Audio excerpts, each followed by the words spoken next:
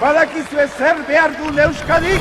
Uztailak 18 gutxiago eta kazetaritza gehiago. 100.000 ikustalditik gertu honezkero, kolpez kolperen TikToka, Silvia Intxorrondori esker. Eta Quillo!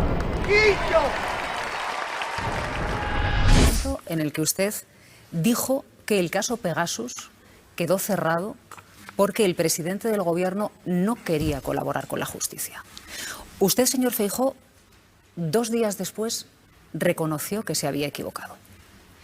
Yo me pregunto cómo un hombre de su formación, de su trayectoria, de su nivel, puede difundir sin contrastar una información que afecta a la seguridad nacional, a la seguridad del Estado. Mire, un hombre de mi formación le acaba de decir usted en directo que el PP revalorizó las pensiones y usted dice que no.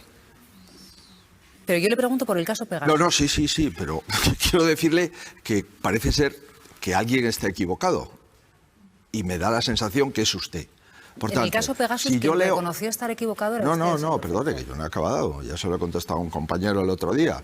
Si yo leo un teletipo por la mañana o por la tarde que me dice eso, pues quizás debería de contrastar más teletipos. Pero esto es lo que me dice un teletipo emitido por una agencia que probablemente, pues a lo mejor no estaba con exactitud. Pero lo cierto y verdad es que hay un presidente... Disculpe, ¿me recuerda qué agencia lo emitió? No recuerdo.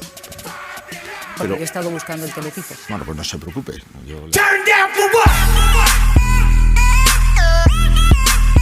Turn down for what?